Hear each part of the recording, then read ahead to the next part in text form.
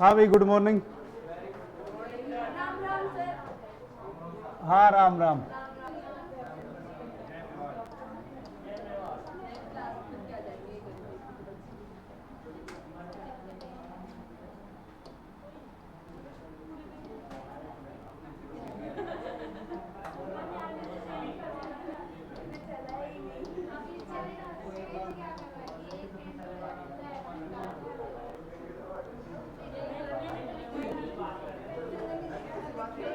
हाँ भाई, देखिए,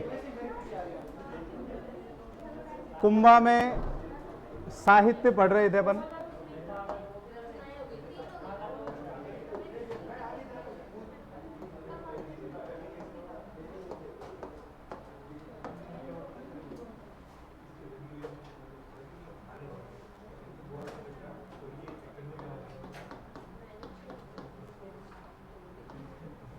साहित्य की चर्चा कर रहे थे कुंभा में।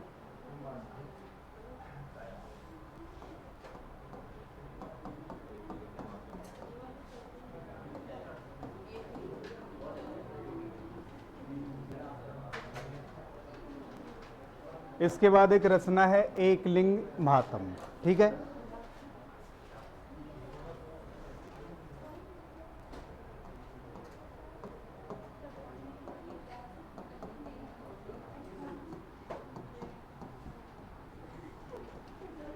इसकी रचना किसने की है? कान व्यास ने। एकलिंग महात्म्य, लेकिन ये दो भागों में है और इसके पहले भाग को कहा जाता है राजवर्णन, जिसकी रचना कुंभा ने की है, ठीक है।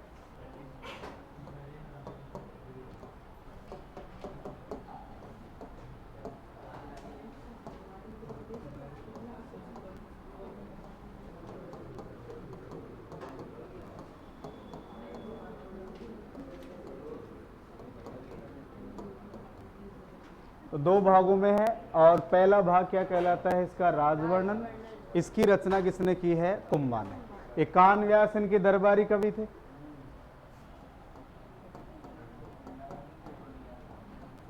दरबारी कवि। इसके बाद हम बात करते हैं मंडन की कौन कौन सी रचनाएं हैं। मंडन,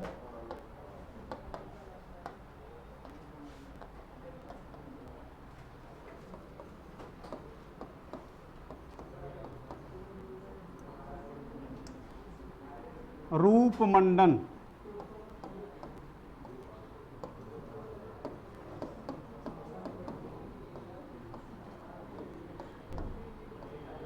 प्रसाद मंडन,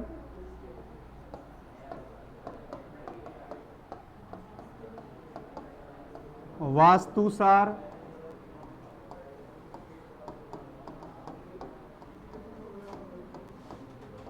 वास्तुमंडन,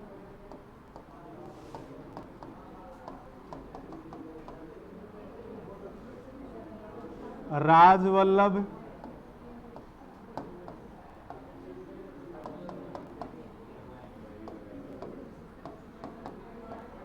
देवमूर्ति प्रकरण। ध्यान रखना है ये किन की रचनाएं हैं? मंडन की रचनाएं। मंडन का भाई नाथा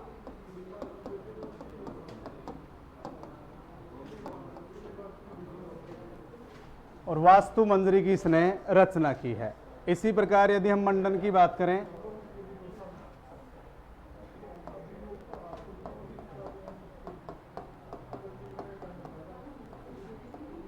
मंडन का पुत्र है गोविंद।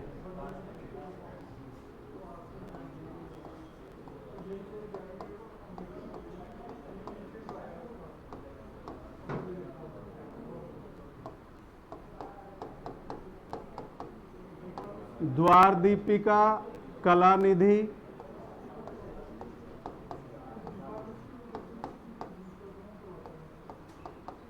उद्दार दोरिणी, ये इनकी रचना है, ठीक है।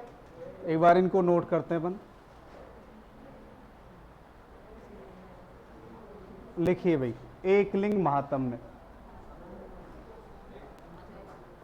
जो कल चल रहा था उसके बाद ही चलने में। ये पुस्तक का नाम है एकलिंग महात्म्य, ठीक है। लिखिए इसमें, इसकी रचना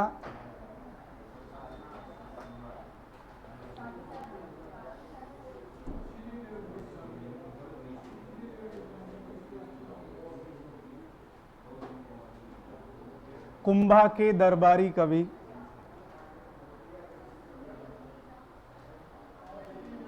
इसकी रचना कुंभा के दरबारी कवि कान व्यास के द्वारा की गई।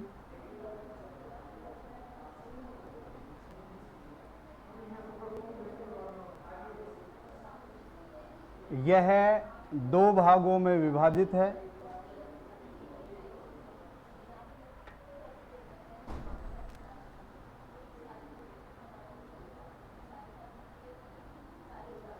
यह 2 भागों में विभाजित है। इसका प्रथम भाग राजवर्णन कहलाता है,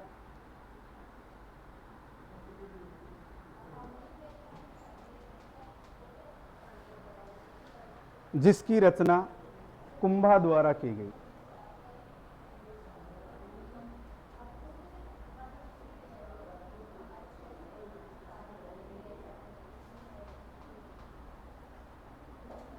जिसकी रचना कुंभा द्वारा की गई। इसके बाद लिखिए मंडन की रचनाएं।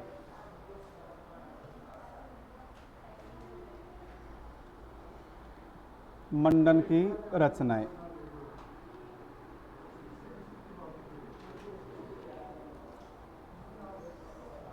ये लिखो भाई। रूप मंडन, प्रसाद मंडन, वास्तुसार, वास्तु मंडन, राजवल्लभ, देवमूर्ति प्रकरण।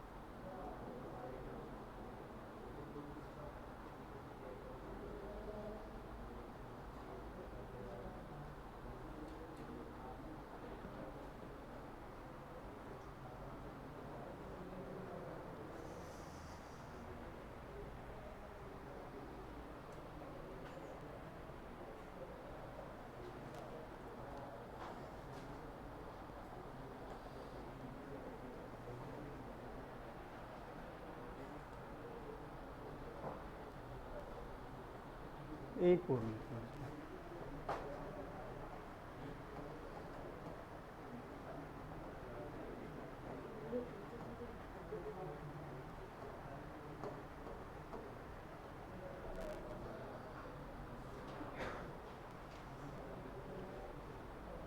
इसके बाद लिखो मंडन के भाई नाथा ने वास्तु मंजरी की रचना की।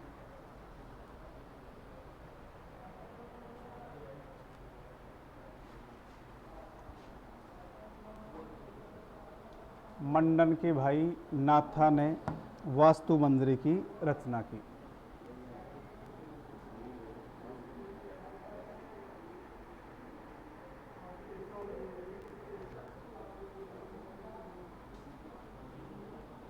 ठीक है। मंडन के पुत्र गोविंद ने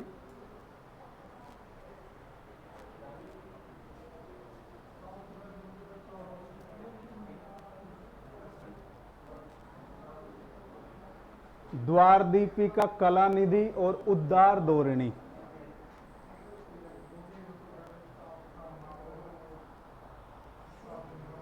द्वारदीपिका, कलानिधि और उद्दार धोरणी।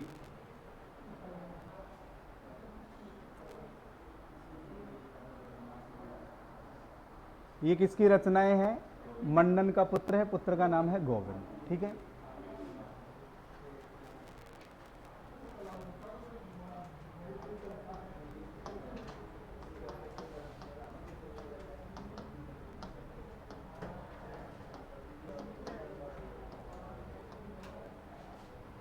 कुछ दरबारी विद्वान थे कुंभा के।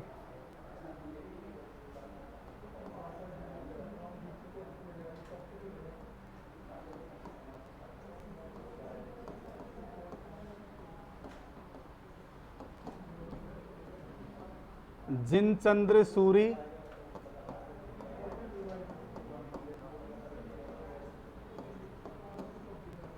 टिल्ला भट्ट,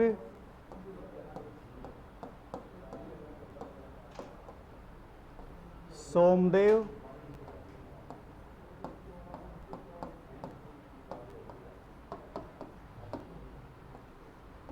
सोम सुंदर,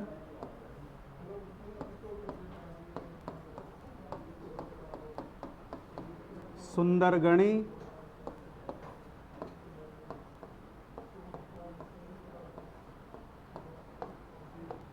और मुनि सुंदर। ये और याद रखने हैं, ये आया हुआ है टिल्ला भट्ट वाला क्वेश्चन।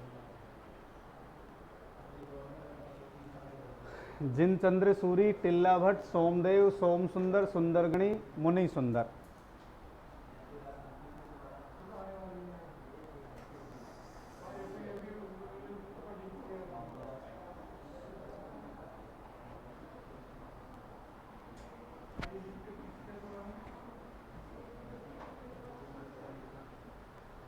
एक बार ये लिख लो, फिर जो बचा हुआ है वो समझा देता हूं, फिर लिख लेते हैं, है ना,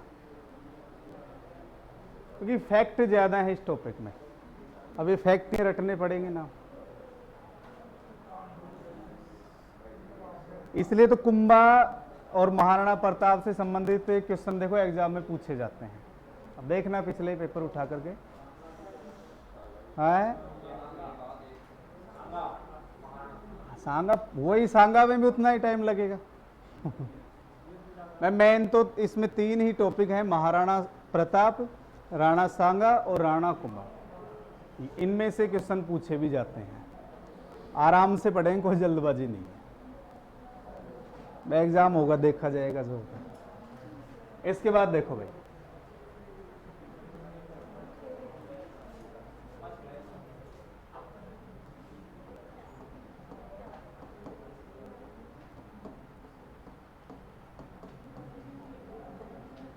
कुंभा के संगीत गुरु का नाम है सारंग व्यास।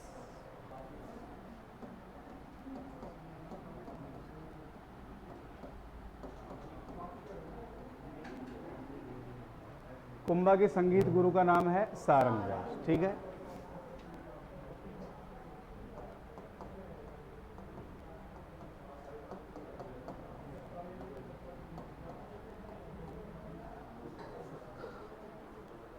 कुंभा कौन सा वाद्य यंत्र बजाते रहे? वीणा। अब ध्यान रखेंगे, देखो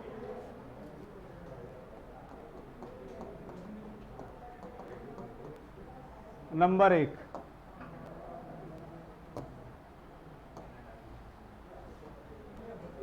नहीं चेंज हुआ, कोई बात। देखो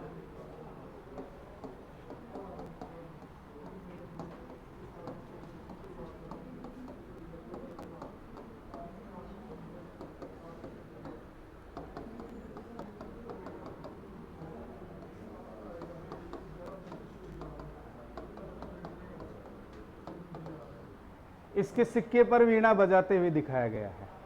गुप्त वंश का शासक है समुद्रगुप्त।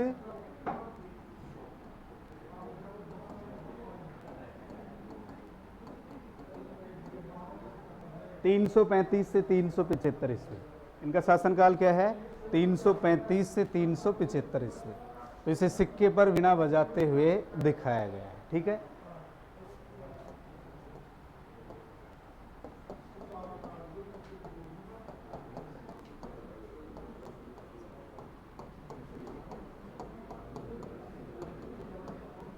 औरंगजेब भी वीणा बजाता था।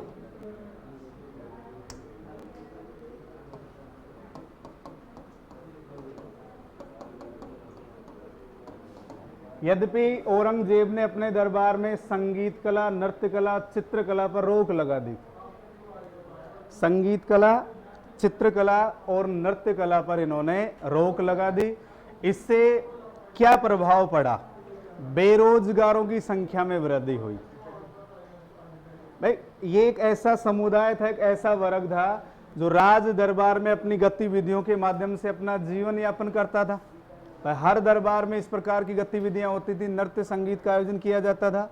लेकिन औरंगजेब ने इनके ऊपर इस्लाम के विरुद्ध मानकर के इसके ऊपर क्या लगा दी? रोक लगा दी। इस्लाम में चित्रकला भी जायज नहीं है और संगीत का भी निषेध किया गया है। लेकिन नियमों को मानता कौन है? क्या इस्लाम धर्म को मानने वाले इस बॉलीवुड में नहीं है? आप नियमों का ही अगर पालन कर रहे हो, नियमों का पालन होता कहाँ है? कहीं भी नहीं होता है। चलो इसके बाद देखिए,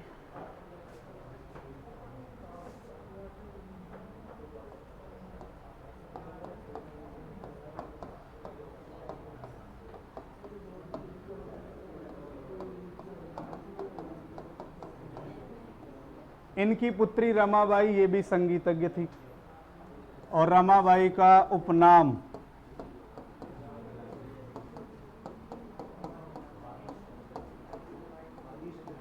रमाबाई को किस उपनाम से भी जाना जाता है? वागीश्वरी के नाम से जाना जाता है।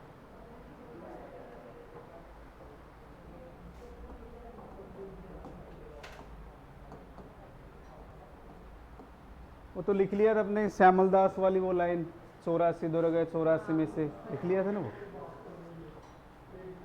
कुंभा को अंतिम दिनों में उन्माद रोग हो गया था, पागलपन। अंतिम दिनों में कुंभा को कौन सा रोग हो गया था? उन्माद, पागलपन। और 1468 में कहा? कुंभलगढ़ में, ध्यान रखना है, कहा? कुंभलगढ़।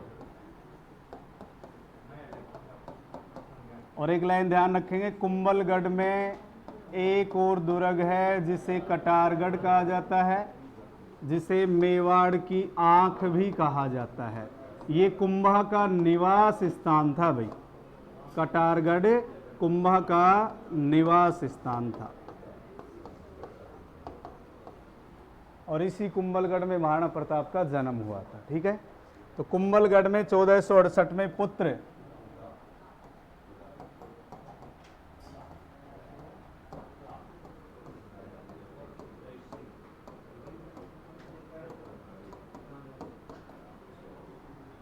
तालाब भी है ना, कौन सा तालाब था? अरे उस तालाब के किनारे बैठे हुए थे,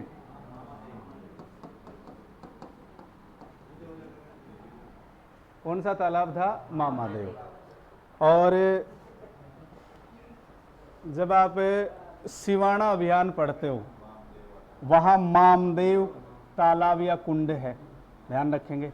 वहाँ महामदेव है, यहाँ मामादेव है, थोड़ा सा अंतर है, ध्यान रखेंगे आप। तो इस तालाब के किनारे बैठे हुए थे और उदा के द्वारा अपने पिता की हत्या कर दी गई।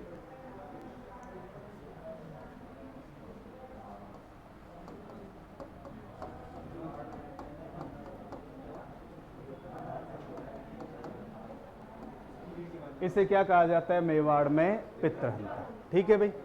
अब ये जो उदयकर्ण है,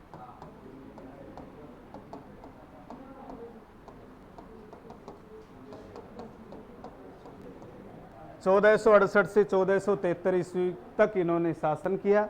और ऐसा माना जाता है कि जब मेवाड़ के सरदारों को इस बात का पता चला कि इसने अपने पिता की हत्या की है, तो इसे यहाँ से भगा दिया गया और बिजली गिरने से इनका देहांत हो गया। माना जाता है कि बिजली गिरने से इनकी मृत्यु हो गई।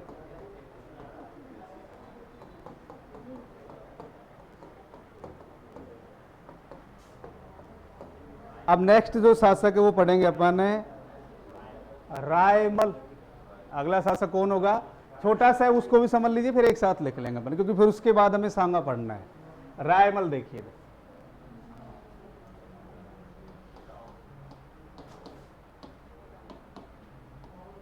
कब से कब तक होगा?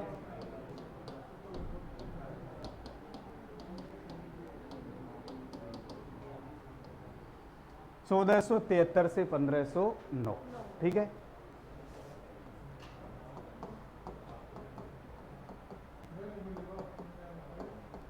तो ये उदा का भाई है। रायमल कौन था? उदा या उदयकर्ण का भाई।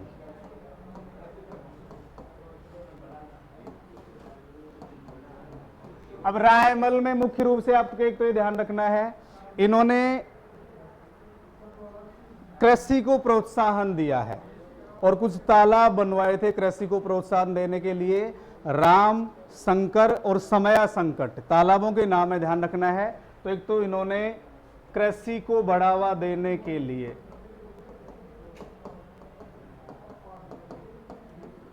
क्या बनवाए? तालाब बनवाए। राम शंकर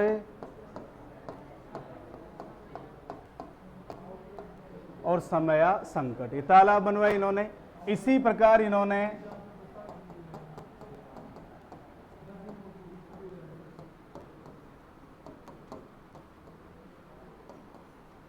चित्तौड़ में अद्भुत जी का मंदिर बनवाया। चित्तौड़ में कौन सा मंदिर बनवाया? अद्भुत जी का।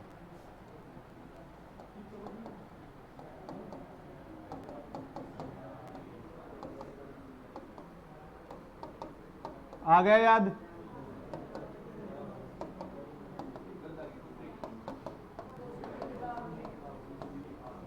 घोसुंडी की बावड़ी। और ध्यान रखना है, चित्तौड़ में ही घोसुंडी का अभिलेख है जिससे प्राचीनतम वैष्णव धर्म की जानकारी मिलती है। एग्जाम में पूछा जा चुका है, मैं लिखवा दूंगा ये लाइन, घोसुंडी का लेख।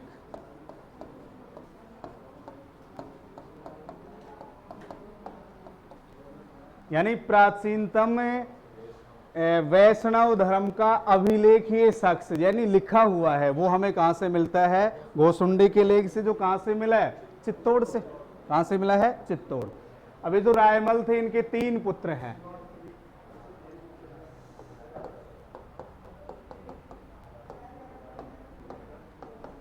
जयमल, सांगा अथवा संग्राम सिंह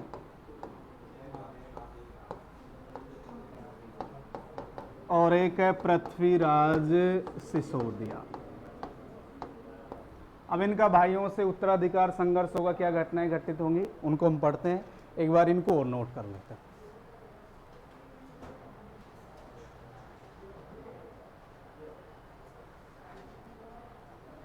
यहां से है ना, कुंभा के संगीत गुरु।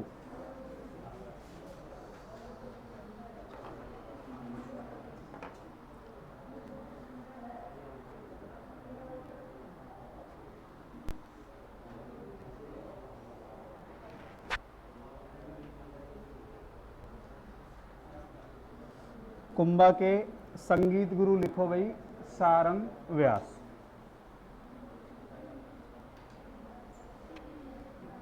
ठीक है। इसके बाद कुंभा वीणा वाद्य यंत्र बजाते थे।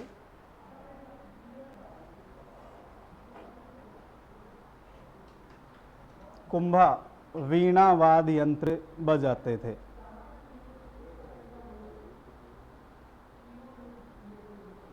इसके बाद एक लाइनें लिख लो, 2 लाइनें लिखना चाहो तो। गुप्त वंश का शासक है समुद्रगुप्त, ये भी वीणा बजाता था, और मुगल शासक औरंगजेब भी वीणा बजाता था।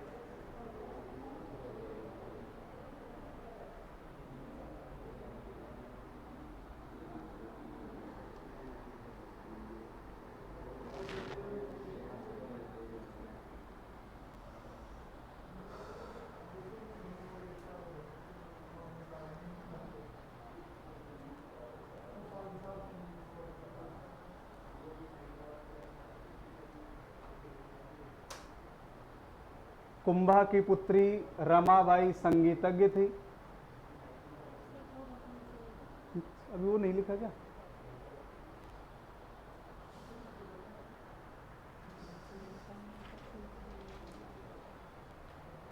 कुंभा की पुत्री रमाबाई संगीतज्ञ थी।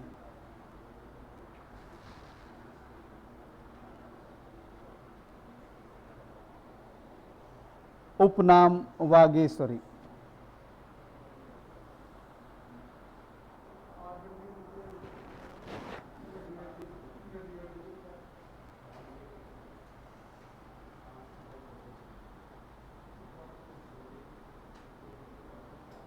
उपनाम क्या है इनका? वागीश्वरी।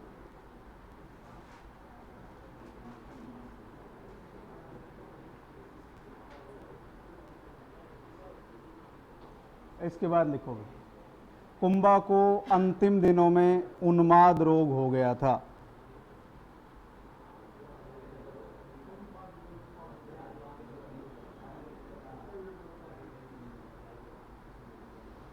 अंतिम दिनों में उन्माद रोग हो गया था।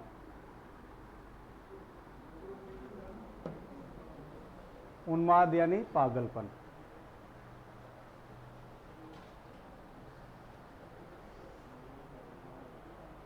चौदह सौ अड़सठ में 1468 में पुत्र उदा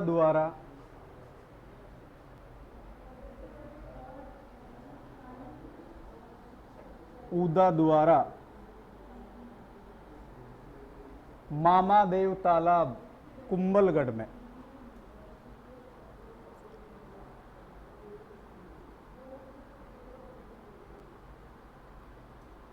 मामादेव तालाब कुंभलगढ़ में कुंभा की हत्या कर दी गई।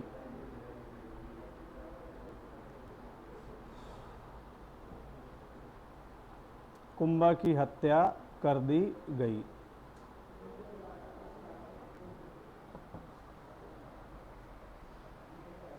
उदा को मेवाड़ में पितृहंता कहा जाता है। उदा को मेवाड़ में पितृहंता कहा जाता है।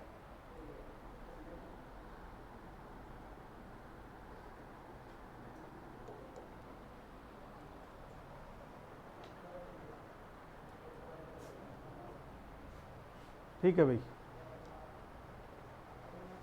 उदा ने 1468 से 73 तक शासन किया।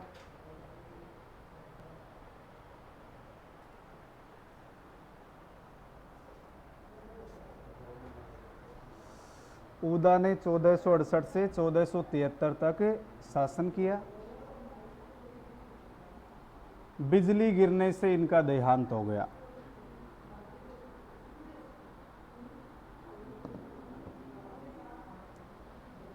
बिजली गिरने से इनका देहांत हो गया।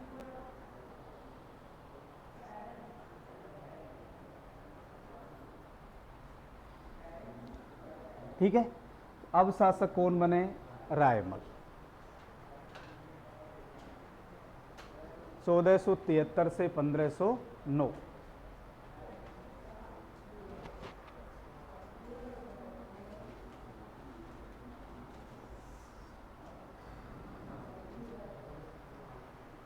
तो पिता का नाम कुंभा और ये उदयकर्ण का भाई है।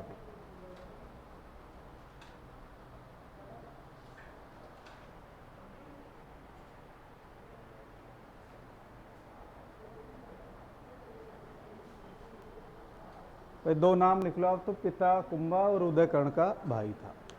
इसके बाद लिखिए, रायमल ने कृषि को बढ़ावा देने के लिए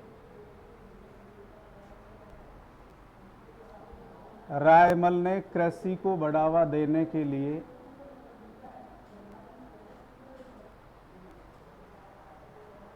तालाब बनवाए।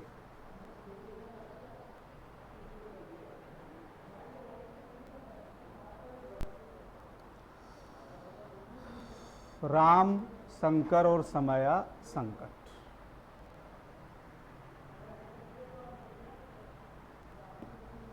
राम, शंकर और समया संकट।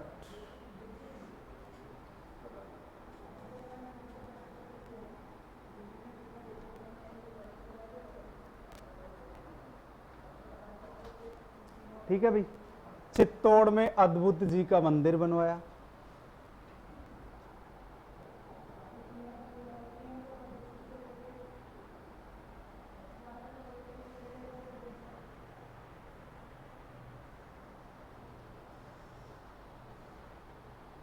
चित्तौड़ में अद्भुत जी का मंदिर बनवाया। रानी श्रृंगार देवी ने चित्तौड़ में घोसुंडी की बावड़ी बनवाई।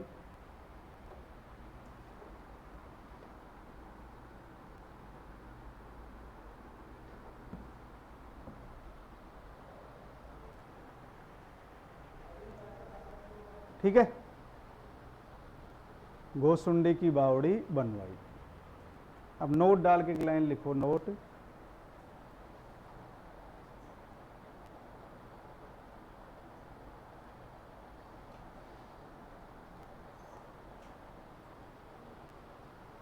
घोसुंडी अभिलेख से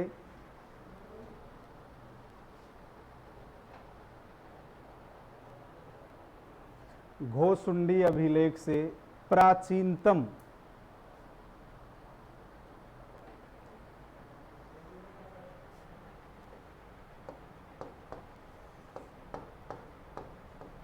वैष्णव धर्म का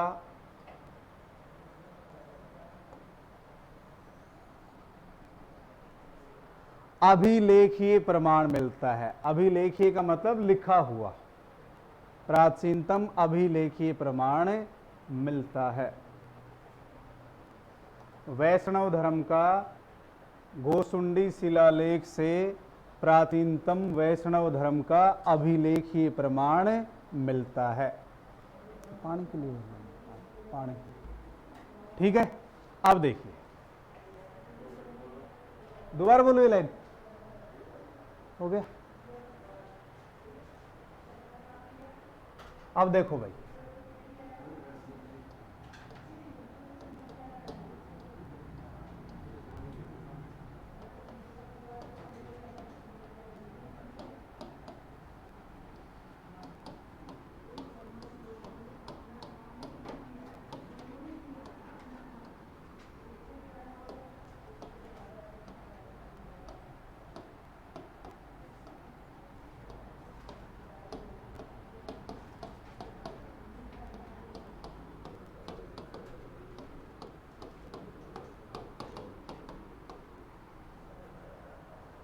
ये बड़ा पुत्र है,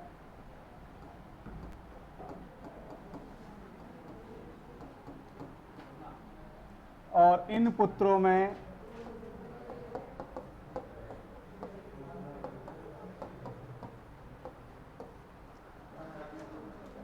राजगद्दी को लेकर के उत्तराधिकारी संघर्ष हुआ।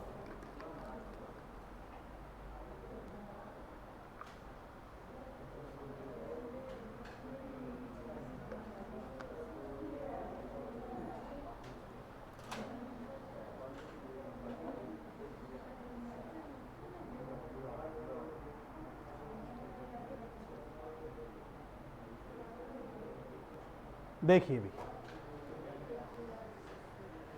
यदि हम पृथ्वीराज सिसोदिया की बात करें,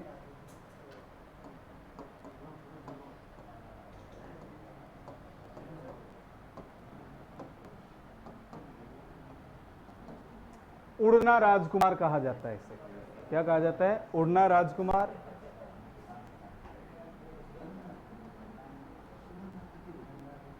क्यों कहा जाता है बताओ? अरे घोड़े पे बैठ के तेज दौड़ता था, उड़ना राज, ऐसे लगता है जैसे उड़ रहा हो।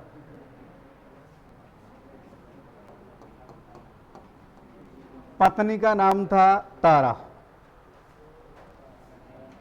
आपको बताया गया होगा, तारागढ़ दुर्ग पढ़ाया गया होगा जब।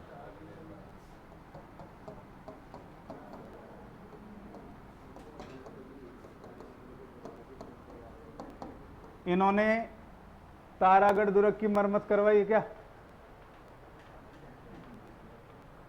तो आपसे पूछ रहा हूं, मैंने लिखा है तारागढ़, इसकी मरम्मत करवाई थी क्या? अरे इसी की करवाई है, लेकिन इससे पहले इसका नाम तारागढ़ नहीं है। अजय मेरू नाम है, ध्यान रखेंगे आप।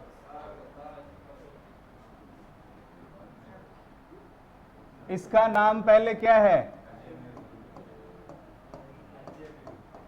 समझ गए अब तो?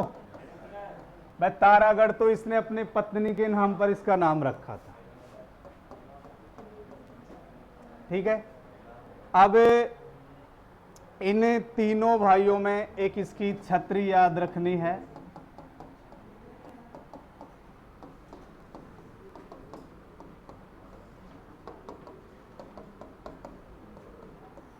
कहाँ है? 12 खंभों की छतरी कुंभलगढ़ में। और अभी मृत्यु की तो बात करते हैं अपन बाद में। देखिए एक बार, तीनों भाइयों में राजगद्दी को लेकर के उत्तराधिकार युद्ध हुआ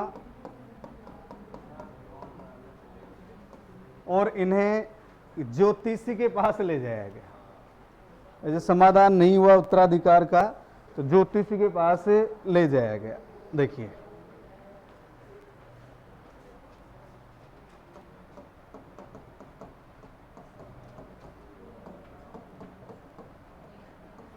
अब अब ज्योतिष ने राजयोग किसके हाथ में बताया? सांगा के हाथ में। ये बात सुनकर के दोनों भाइयों ने मिलकर के सांगा की एक आंख फोड़ दी, जिसमें मुख्य है कौन है? पृथ्वीराज सिसोदिया। विरोधी तो दोनों होने ही है, तो पृथ्वीराज सिसोदिया ने सांगा की एक आंख फोड़ दी। इसके बाद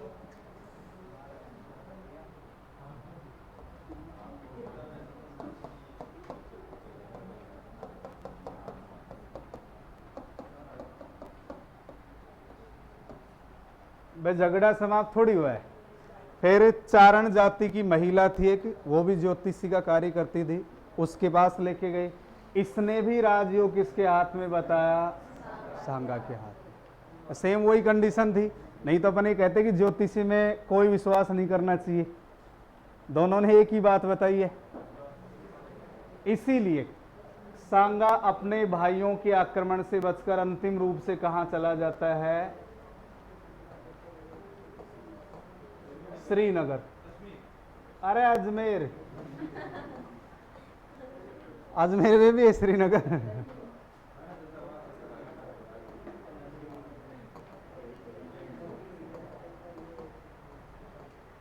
करमचंद पंवार को फिर शासक बनने के बाद इन्होंने रावत की उपाधि दी थी। तो अपने भाइयों के आक्रमण से बचने के लिए या बचकर कुंभा अंतिम रूप से किसके पास चले गए थे? करमचंद पंवार, जो कहाँ के थे? श्रीनगर अजमेर के। ठीक है। बाकी श्रीनगर जो कश्मीर वाला है, उसकी स्थापना सम्राट अशोक ने की थी। कश्मीर का जो श्रीनगर है, उसकी स्थापना किसने की थी? सम्राट अशोक ने। ठीक है। अब देखिए इसके बाद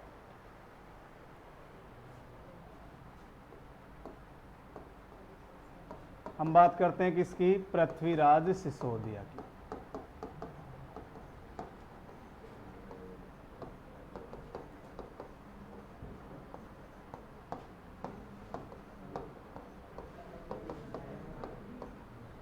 इसकी बहन का नाम है आनंदाबाई।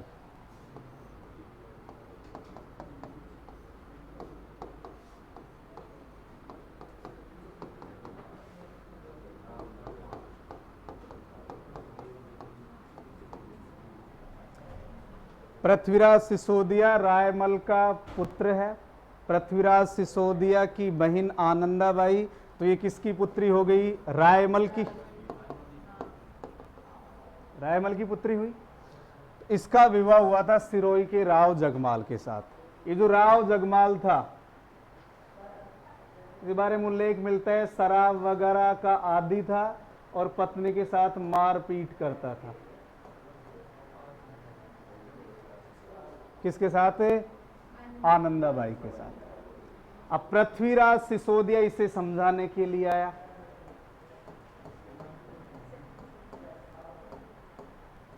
समझाने के लिए कौन गया? पृथ्वीराज सिसोदिया। इसने कहा कि आगे से शिकायत नहीं होगी। यही कहा जाता है, शराब पीने वाला व्यक्ति कभी भी सच नहीं बोल सकता। आगे से ऐसी घटना घटित नहीं होगी। अब है सवाई सर कह रहे हैं शराब पीने वाला सदा सत्य बोलता है।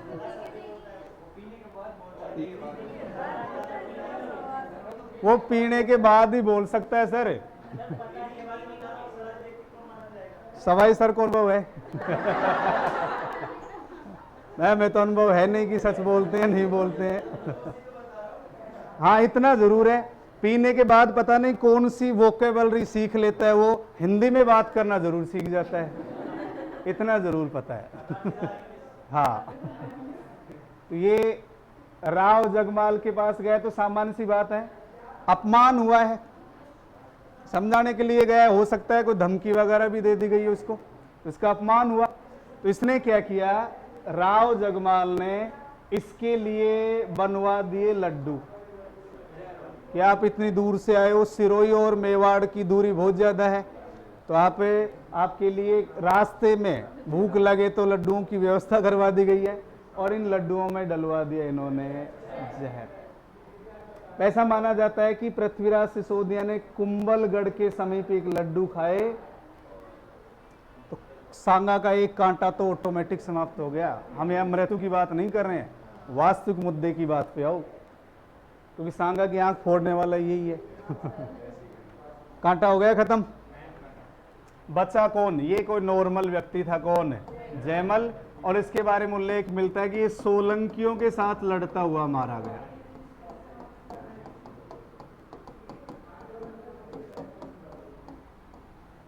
ज्योतिषियों ने जो भविष्यवाणी की थी वो सच साबित हुई।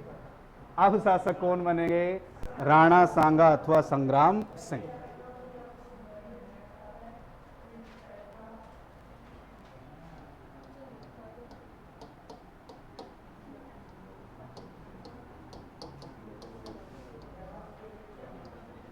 एक मिनट,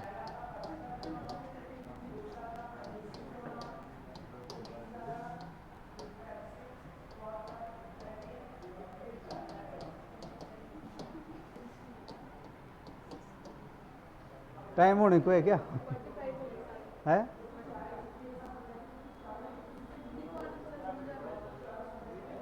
चलो ऐसा कर ले, पहले लिख लेते हैं, फिर जितना टाइम बचेगा एक बार मैं व्याख्या कर दूंगा पूरे में, ठीक है? अब 1 घंटे का पता ही नहीं चलता है इनमें कब चला जाता है।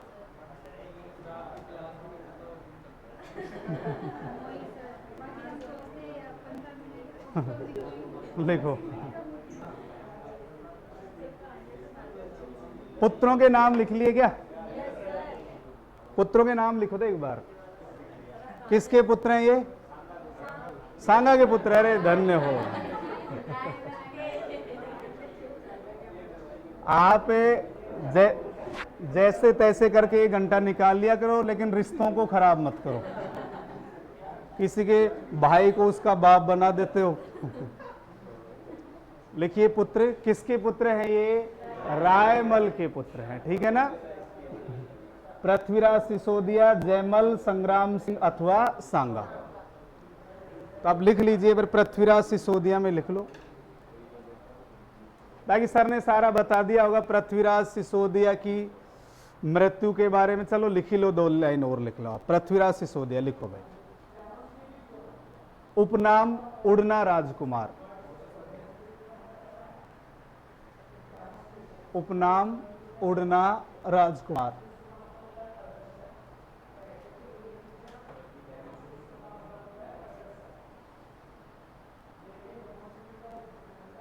पत्नी का नाम तारा। एक ताराबाई और है इतिहास में, मराठों में, जिसने औरंगजेब की हालात खराब कर दी थी, वो ताराबाई है, मराठों में है। ये तारा है केवल। तो पत्नी का नाम तारा। ये बाकी लिखवा रखा है आपको, ये लिखिए आप। इनकी छतरी लिखो, छतरी 12 खंभों की, और कहाँ है? कुंभलगढ़ में। छतरी 12 खंभों की कहाँ है? कुंभलगढ़ में।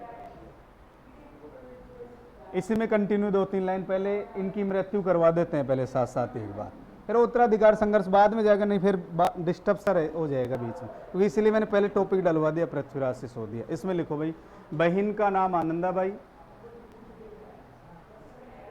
शॉर्ट में लिख लेंगे ताकि ध्यान रहे, कभी पढ़ेंगे तब। बहन का नाम आनंदाबाई।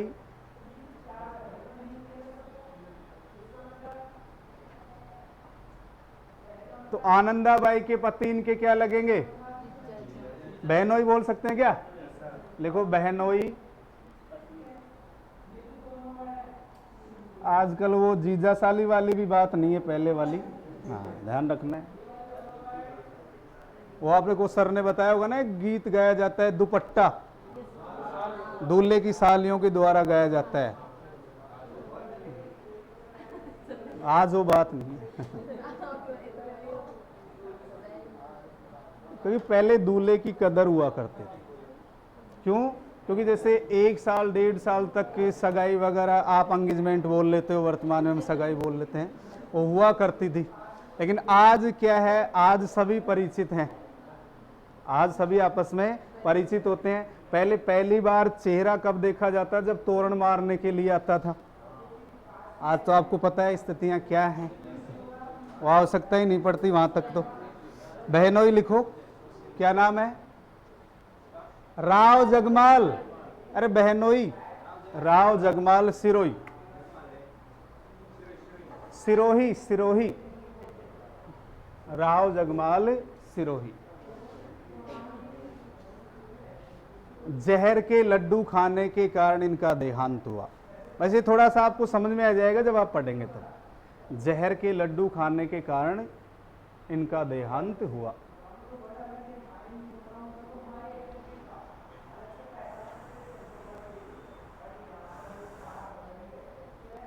ठीक है, अब हम बात करते हैं उत्तराधिकारी संघर्ष। तो उत्तराधिकारी संघर्ष में पृथ्वीराज ने सांगा की एक आंख फोड़ दी। ठीक है, अपने भाइयों के आक्रमण से बच करके श्रीनगर अजमेर के करमचंद पंवार के पास शरण ली और शासक बनने के बाद इन्होंने इसको रावत की उपाधि दी। और आपके जो जयमल सिसोदिया हैं ये सोलंकियों के साथ लड़ते हुए मारे गए। तो नेक्स्ट लाइन लिखिए, क्या लिखा आपने? उत्तराधिकारी संघर्ष के दौरान, लिखिए नेक्स्ट लाइन, उत्तराधिकारी संघर्ष के दौरान पृथ्वीराज ने, उत्तराधिकारी संघर्ष के दौरान पृथ्वीराज ने सांगा की एक आंख फोड़ दी। सांगा की एक आंख फोड़ दी।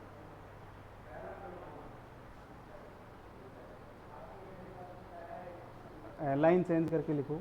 संग्राम सिंह ने श्रीनगर अजमेर के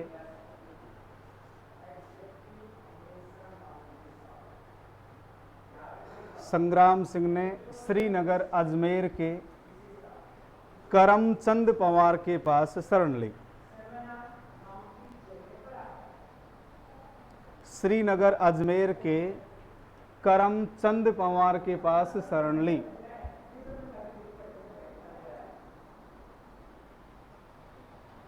शासक बनने के बाद, शासक बनने के बाद सांगा ने, शासक बनने के बाद सांगा ने इसे रावत की उपाधि दी।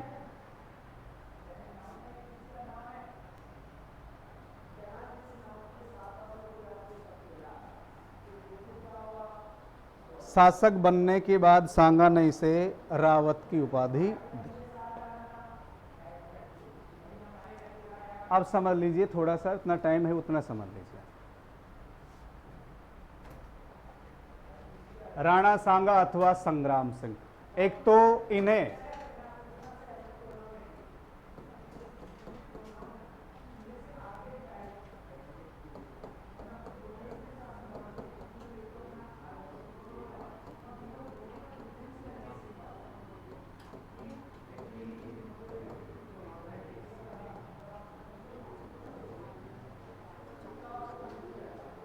क्यों कहा जाता है? क्या महाराणा प्रताप शक्तिशाली नहीं थे? कोई डाउट नहीं है, शक्तिशाली हैं। लेकिन राणा सांगा को ही अंतिम शक्तिशाली हिंदू राजा क्यों कहा जाता है? क्योंकि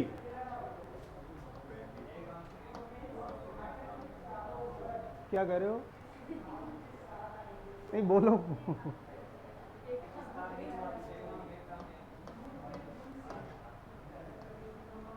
वो बात नहीं है, आप ये कह रहे हो। वो लिखेंगे अपन एक आंख, एक पैर और एक हाथ इनका चला गया था संपूर्ण जीवन में, 80 घावों के निशान थे, वो बात अलग है।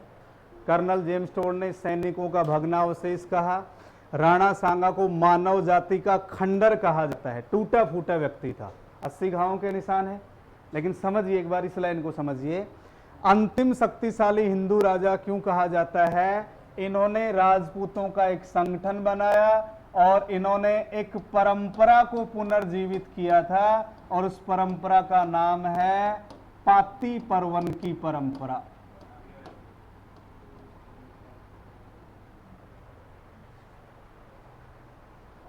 राजस्थान के इतिहास में दो ही ऐसे अवसर आए थे जब राजपूत राजाओं का एक संगठन या गुट का निर्माण हुआ।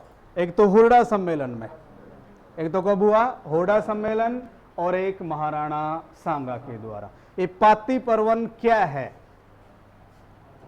जब भी अपने राज्य या देश में विदेशी आक्रमणकारियों का खतरा उत्पन्न हो जाता था तो पड़ोसी राजाओं को पत्रों के माध्यम से संदेश भेजकर, पड़ोसी राजाओं को पत्रों के माध्यम से, पाती, पत्र, परवाना, संदेश, पत्रों के माध्यम से संदेश भेजा जाता था और उन्हें अपने गुट में शामिल किया जाता था और एक किसका निर्माण किया जाता था? संगठन का निर्माण। और ये उदाहरण है बाबर के खिलाफ। ये जो पाती पर्वन की परंपरा है ये मुख्य रूप से किसके विरुद्ध अपनाई गई है? बाबर के विरुद्ध अपनाई गई है। इसीलिए याद रखेंगे अंतिम शक्तिशाली हिंदू राजा कौन माना जाता है? राणा सांगा।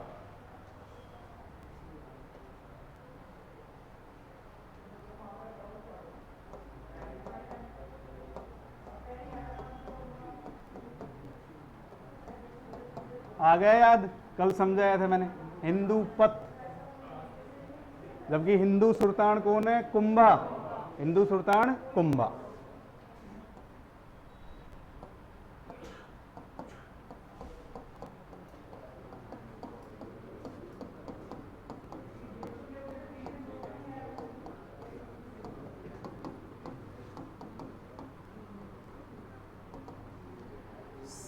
कर्नल टोड ने इन्हें क्या कहा? सैनिकों का भग्नावशेष अर्थात सिपाही का अंश, यानी इनमें एक सिपाही के गुण मौजूद थे।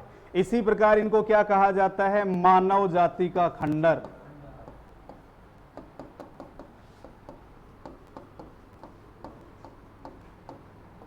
इनके शरीर पर 80 घावों के निशान थे और इनके संपूर्ण जीवन में एक आंख,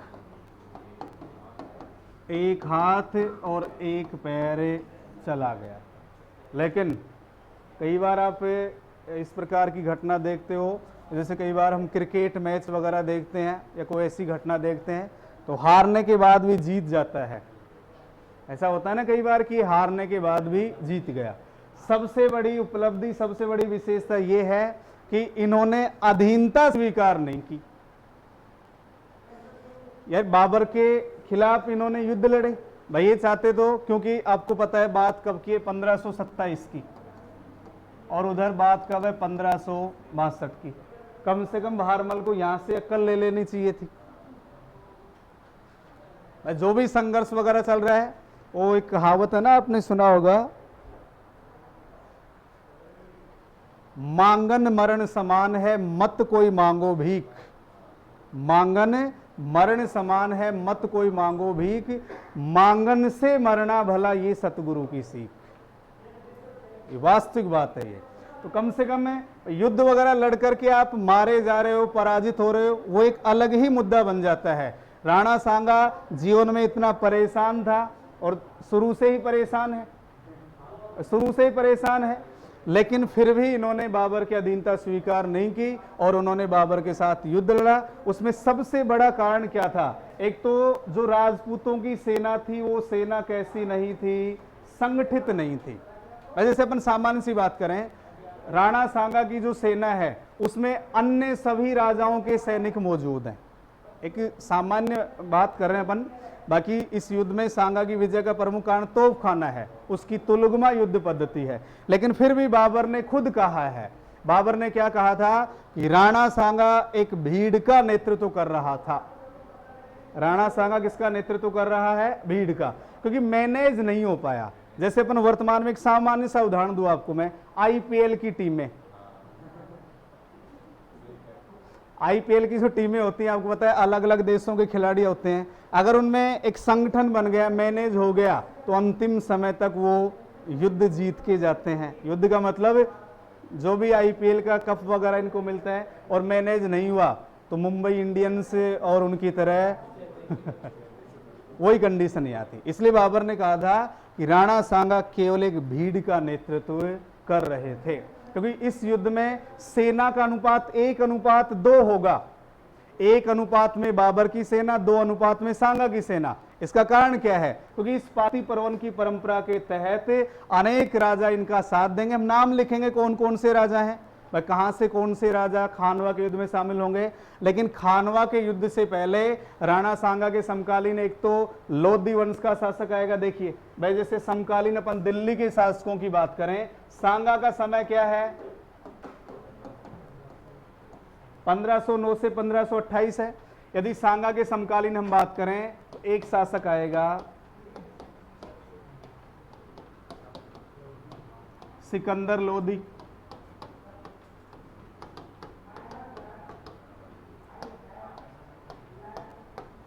एक शासक आएगा इब्राहिम लोधी,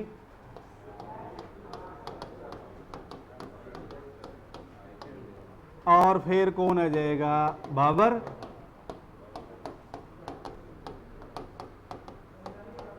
तीन समकालीन है, देख लीजिए आप, यहां शासनकाल और वहां शासनकाल देख लीजिए। लेकिन सिकंदर लोधी और राणा सांगा में किसी प्रकार का कोई युद्ध नहीं हुआ। अब इब्राहिम लोधी के साथ दो युद्ध होंगे, एक तो कौन सा होगा? खातौली का युद्ध। कौन सा युद्ध? खातौली का युद्ध 1517 में, और एक इसके साथ कौन सा युद्ध होगा? बांडी या बारी का युद्ध जो धौलपुर में हुआ वो 1518 में। अब राणा सांगा और बाबर के मध्य दो युद्ध होंगे, एक तो बयाना का युद्ध होगा और एक कौन सा? खानवा। इन सभी बातों की चर्चा करते हैं अपन कल, ठीक है।